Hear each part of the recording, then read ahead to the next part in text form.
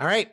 My clock says it's 11 o'clock. And as always, we try to start on time. We try to finish on time. This webinar, the latest from US farm data, should last somewhere around 30 minutes if I've got this timed out correctly. And I usually run just a little bit over that. So we'll say 37. I'll say 37 at the most.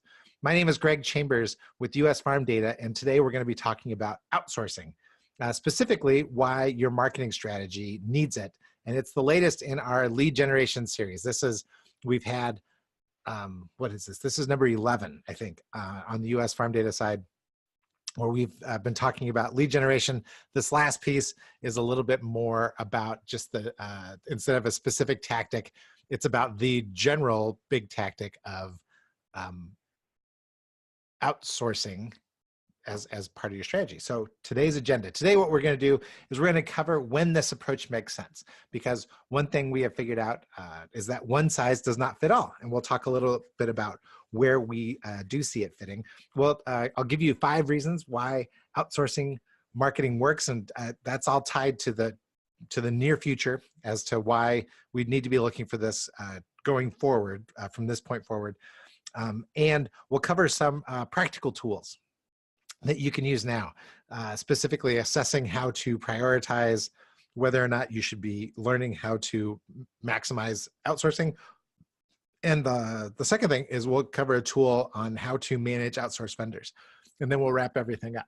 So today, before we get started, as I usually do, I point out that we have a chat box. If you have questions, comments, concerns, throw them into the chat box. Nui is monitoring and managing that, and she will let me know and keep track of, and answer any questions if they're just quick questions that she can answer. There's also a Q&A section, but up to this point, nobody's really used it. So it's there. I point it out because it's there, and we should use all the Zoom features, right? Let's start with this. A recent story in the news kind of highlights why we think outsourced marketing is the new marketing strategy. So you're familiar with this, right? Which is that there is a federal government shutdown here in the US. And you may have even heard that the TSA is affected. And so as people are not, they're supposed to report to work, and then they will get paid as soon as everything gets turned back on. But in the between time, some of these people are calling in sick, is really what it is. When I was roaming through some of these articles, this quote jumped out at me. Some of their friends who are also furloughed are filling in the gap by doing food delivery for Uber Eats. So isn't it interesting? We are just in this time period where today more than ever, talent can go looking for side gigs or freelance work. So these people can still possibly keep their jobs with the TSA, where they have benefits and some other things that go along with it. But then they can, in the between time, while they're trying to wait for their paychecks to come, they can jump into these networks, right? So we've got Uber Eats was just mentioned, right? Every time I log into Uber, Uber's always like, hey, do you want to be a driver? It's that easy, right? I just need to fill out the application on my app. So from registering to Uber to doing something on Upwork, Fiverr, there's all these different freelancer we've used. Really, it's just Upwork, Fiverr, and freelancer are the ones we've used the most. And then there's these other ones that are out there that are probably worth looking at. We're going to be talking about how to take best advantage of that going forward. So who is this for? When knowing just that this world exists, who is it that can take best advantage of, or can best take advantage of it from the marketing standpoint? And what we ask you to do is just kind of, where do you place yourself in this? And this is a little process visual that we use that helps us determine whether a business should really be focused on marketing or sales. And long story short, if you need to be good at communicating your message to a lot of people at once, that's marketing to us. And then if you need to be good at communicating, I always think of just one-to-one, person-to-person sitting in front of each other or on the phone, that's more of a sales focus, right? As far as where the bulk of our time is spent. And so if you're rolling down the criteria on the bottom, right? If you're more on the left versus more on the right. If you're more on the left, there's a marketing focus. We would suggest don't outsource marketing, right? That's an in-house thing that you need to be good at.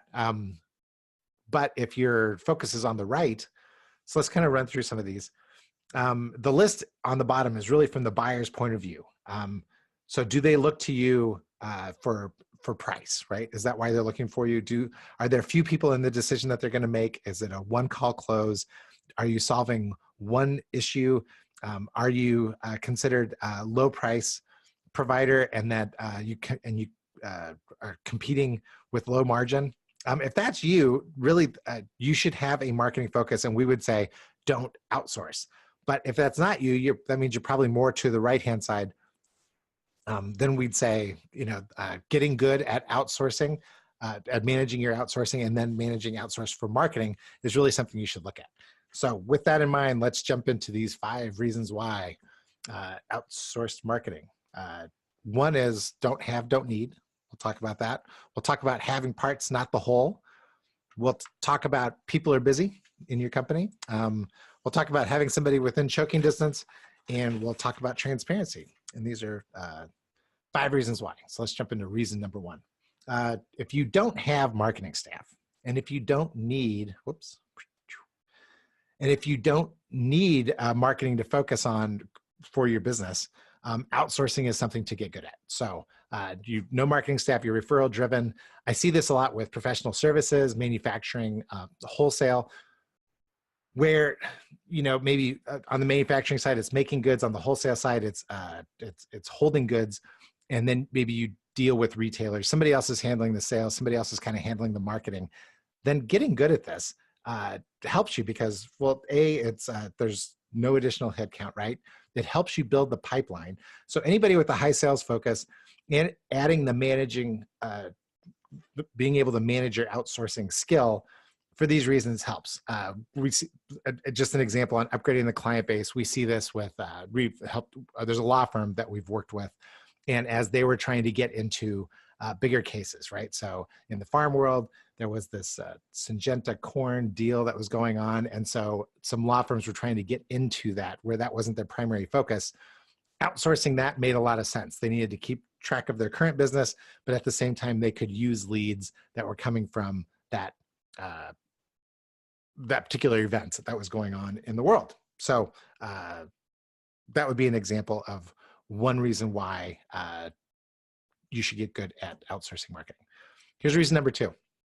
You have people with strong skills, but no people really have all of the skills. So that I guess that's probably pretty obvious. I use this parable of the elephant, the blind people and the elephant, and so those are all blind scientists. I guess it looks like they're in white coats, so we're going to call them blind scientists.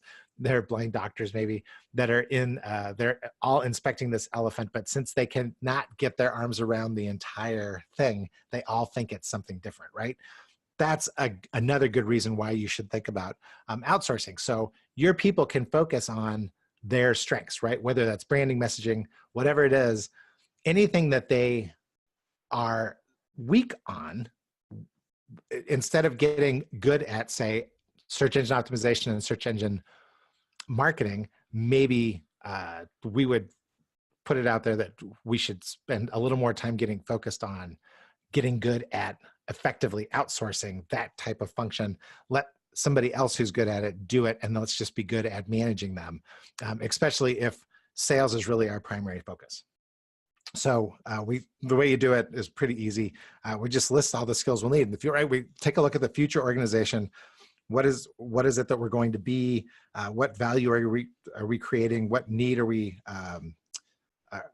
solving for in the future, and what are all the skills that we'll need at that time? And then we can just fill in the blanks, right? We put in, these are the people with our current, that are currently there that we don't need any help with. Sometimes they just need some training. And so we would do training, and then outsourcing is really that third piece on there. So the key is to do all of this on purpose, as opposed to what usually happens, which is somebody shows up and says, hey, I can do this.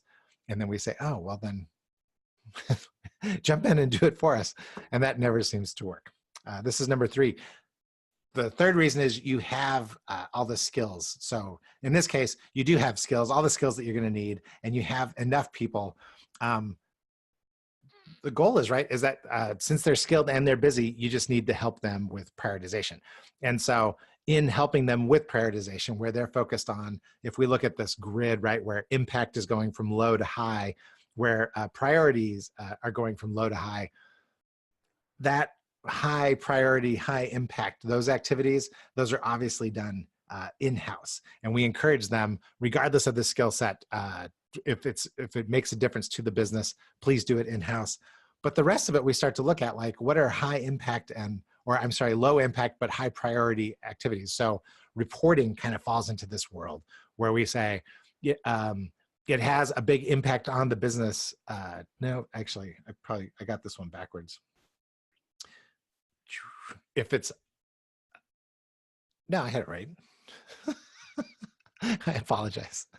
So reporting falls into one of these things, right? Where it's a low priority to get to because it takes so much time, but at the same time, it has a big impact on the business over time. And generally that's what we see, is that when it's a high impact, low priority, it just means that in general, it doesn't have a today impact, it has a long-term impact. I think of prospecting would fall into this quite a bit, right? Which is, we know we need to do it. Because what we do today is going to affect us however long our sales cycle is, 6 months, a year from now. But it's hard to get to it every day because there's other things that require attention. That would be a good one to outsource. On the other side, right, is something that is high priority, but then it's low impact to the business. And so maybe, yeah, I was right. Maybe that really is more reporting that fits in there, because it's important that we have correct information, but on a regular basis, it's hard to see that it's, they're the busy to-dos, or maybe even graphic arts or something like that is a reason to get that done. So the ease of finding people, my whole point with this is that the ease of finding people worldwide is gotten so much easier that you should outsource it, especially those low priority, high impact, find those activities first. How about this? Here's reason number 4. Sometimes you just need to yell at somebody, to have somebody to yell at, because the office is the office, right? Whatever is going on inside your office is going inside your office. Sometimes, what do we say? They can be like families, and outsourcing, being effective at outsourcing, it removes some of the pressure, because you can put the pressure for performance not just inside the organization, but outside the organization. So those, I think again of those low priority, high impact tasks, having somebody outside that you can put the squeeze on makes life easy for people inside. Again, it's the point is that it's easier than ever to find people who can do those things and who are great at them. And it's from freelancers, individuals, to entire organizations that are set up to put these things in place. Which brings me to reason number 5. So reason number 5, why outsourced marketing is the new marketing strategy, is transparency, right? It helps to have the views of somebody that is not inside the organization, right? Somebody, we say internally, somebody who isn't there breathing your own exhaust. So groupthink is a real thing, and it's growing. And it's so easy to get an outside opinion, but we rarely go looking for it, because, yeah, I guess I put it best there. You know, the last thing we need is another industry point of view. Your company, inside your company, you will always be the content expert. What you're interested in are processes, and outsourcing processes is a good idea, especially because as our bubbles get tightened, as these algorithms are out there constantly reinforcing whatever message it is that we are responding to, forcing ourselves out of our little bubble, out of our circle, is a way to speed up results. So outsourcing can force us out of there if it's done right. And so that last point, I say, so this outsourcing really works if it's all done right. That's the challenge, right? Is getting it done right. So let's talk about a couple tools that you can use. These are webinar tools, so they're going to be high level, but we'll try to get into a little bit of the best way to use them. One is the assessment. We'll just figure out, like, how hard is it going to be to make it work inside of my organization? This is something you could do at home. We'll walk through that. And then second, we'll cover a process that we use internally. And generally, we're outsourcing. We use Upwork quite a bit. So there's a little plug for Upwork, but we found that it's we can find a lot of people if we do it correctly. The hard part, that is the hard part though, is making sure that it's done correctly. So first, let's go through this assessment. Number one is, instead of just admiring, so the guy who makes these drawings, his name is Demir, and he's somebody who I found, right? So I had to have a pretty good idea. My scribbles are almost indecipherable, but when I scribble them out and send them over to Demir, he gives me nice looking things like this. So it's a lot easier for everybody to read. I just usually need to check his spelling, but it's very cost effective, right? So this is something that is a high impact for me, but a super low priority, is to get good at drawing. So I can outsource that to Demir. So using his drawing there, let's get into a little more detail as to how to use it. Each of those questions on the bottom is are assessment questions. So there's 6 of them. And if you score your business on each line, 1 to 10, and generally what I do is if it's a larger company, I may ask 3 or 4 people to score and then just average the scores inside there. So if we're scoring each line 1 to 10, your maximum score that you can get is 60. The low score you can get is 6, right? If you gave yourself all 1s. And so going through those questions, it's does my customer think? So does my customer look to us more for price? That's this first question. Are they price oriented towards us? Do they look to us for price, or do they look to us for results? Are there few people that are involved in the decision process, or is it we have a lot of people in our decision process, right? Is it a transactional one call close, possibly maybe even something we can do with e-commerce, or is it it says complete, so I guess I didn't, it's complicated. But there's multiple calls involved in the process. Maybe I was telling him that it should be, we need to complete multiple calls. Anyways, you can see how I'm doing that, right? So it's, how do you score yourself on there? The way you break down the scores at the end, add it up, right? So if it's 40 to 60, that means you're probably pretty sales oriented, or you should be focused on sales as the reason why, like a core competency inside of your organization, right? If they're looking to you for results, if it's you cover multiple issues and it's a large investment and it's high margin, you probably already have a sales focus on things. Outsourcing marketing really makes a lot of sense. If you're under 20, then I'd make the other case, right? Which is you should do that in-house. Maybe you should outsource some sales activities. We've done that before too. But it's in the middle, right, where a lot of people fall, which is kind of that 21 to 39. And what I'd say there, it's a little more nuanced. And so the trick on how to get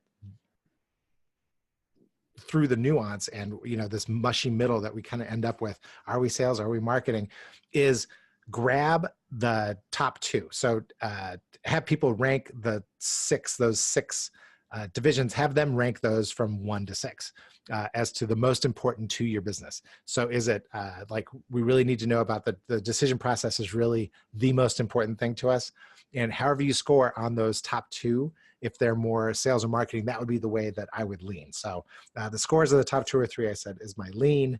And so after this, what I recommend, if you haven't done it as you're just sitting here, is score yourself, score your business, run it through a few other people and see what they say, and kind of get a feel for where your organization falls in. That is a quick assessment, a tool you can use right now. Here's another tool that you can use, and this is a quick framework for managing. So I love this. I don't know if you remember the Super Bowl commercial. It says yoism.org, but I should probably check out that website just to make sure what it was. But it was the herding cats video. Like if the idea of these guys trying to herd these cats like they were cattle, that's kind of what it's like to manage these, to manage any outsourced activity. They're going to be working towards a goal, and the way they do it is really not exactly in your control. And nor should it be, right? You should be more focused on the results than the process. You should just be paying attention to their process to make sure they're going through it. So the way we do it internally is we have to break everything down to, if we want to get this stuff done, how is it that we'll know that it's working, right? So what are the outcomes? Outcomes far enough in the future that we don't get too distracted by the results, right? But we're working towards this. How will we know? What is the best possible outcome that comes from this activity? But the trick, if there is one, is to work it through what is workable, right? What is if this is the best possible outcome, what is one that we can live with, where we'll still probably continue the investment even though we're not happy with the results? And that gets drifting towards that very bottom one, which is how will we know when to kill it? What is the minimum acceptable that we can get into? So for example, think of yourself as a brand new sales rep. You get hired, you come in and they say this, what we really hope for, right? Because if you're going to max out your compensation, do everything else, you need to sell 10 new accounts a month. That would be a best possible outcome.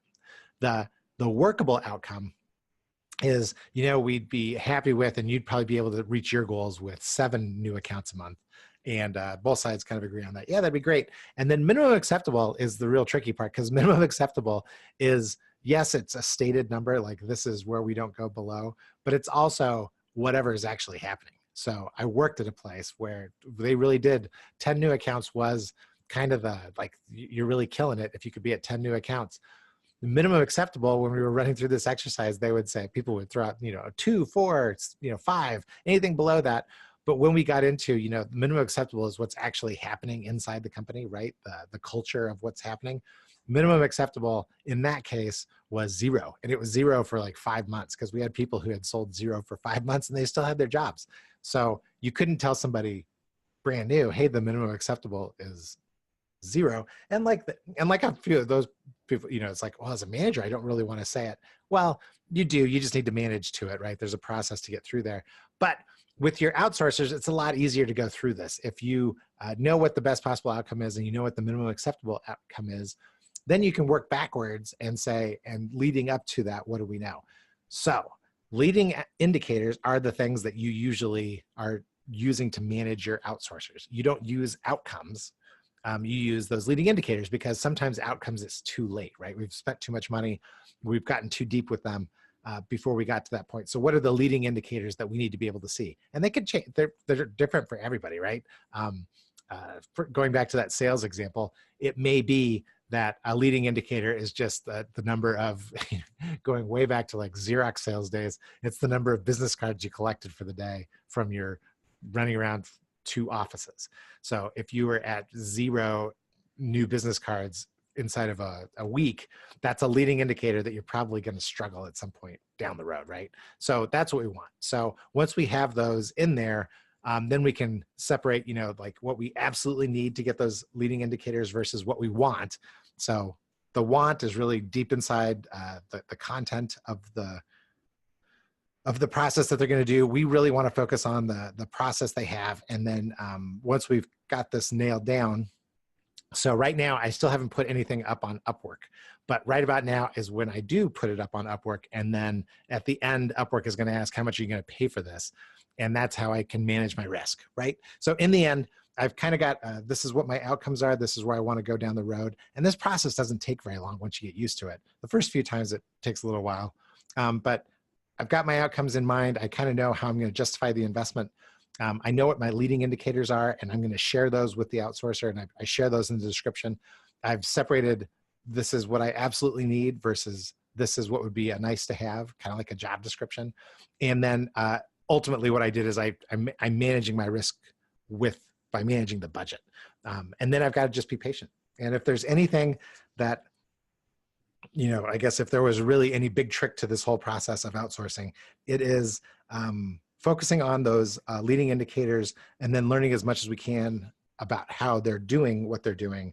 Because what's going to happen is, what I'd say be patient, but what's going to happen is you're going to outgrow them. Well, it goes one of 2 ways. I guess you either outgrow them, which is most common, but sometimes they outgrow you, right? They took the job because they were looking to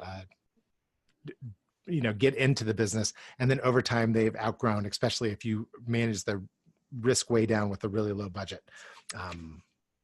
They might have grown away from you. So that's kind of our process for going through it. And if you need to see what one of our Upwork, if you want to see this whole process laid out, I can share that with you. Just send me an email at the end. So let's wrap this up, because I said I would keep you for about a half hour, and I think I'm right on track. The 5 reasons why outsourced marketing is a new marketing strategy are these 5, right? You don't need a full-time marketer on staff. That's a good reason to get good at outsourcing in the future. Your marketers need to fill in some gaps. That's another good reason. Your people have all the skills and they're busy. So what you're going to do is get good at outsourcing so that you can help them prioritize where you're getting the biggest bang for your buck from your internal resources. Sometimes your office just needs somebody else to take the risk and to be the punching bag. And ultimately, another reason to get good is because maybe your industry is getting too much of a bubble, and so you need some outside ideas. You need some people who are not good at your content, but they have a process that you want to borrow from. Yeah, and then what we did is we gave you a couple tools so that you can assess and manage, right? So if you need help, ask me. We usually have 5 to 10 outsourced projects going on at any particular time. So if you have any questions about how to do it, I'm happy to answer those in a quick fashion, and maybe even do some of the work with you on that.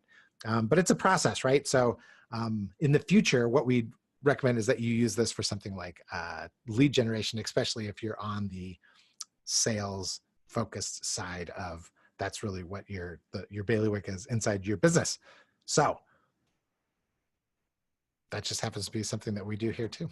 So these are takeaways. These are things that we're going to give you. We'll send the recording to you. Thanks for attending. I don't see, oh, I'm checking Nui. There's no question. I don't see any questions. These are things that we're giving you along with the recording. The Human Beings Guide to Business Growth is great for generating ideas about growth. And it focuses on how to get more from your existing customers, your existing business. The Perfect Growth Formula is another book that Bill and I wrote. And this one is more about how to have that conversation between sales and marketing, which actually fits in here pretty well, because getting your outsourced people on the same page as you, if you're either outsourcing sales or marketing, is a good idea. And then LeadGen Compass, if you're looking for an outsourced solution where people who subscribe to this process so we subscribe to this particular process. And if you want to see it in process, in work for your company, we can do that too. So contact us with any questions, right? usfarmdata.com, leadgencompass.com. There's our telephone number. Send an email, info@usfarmdata.com. My name is Greg Chambers. And if I can help you in any way, I would love to. Thanks for attending and have a great weekend. I would say go Chiefs, but I can't say go Chiefs or Patriots. But have a good weekend. Thank you.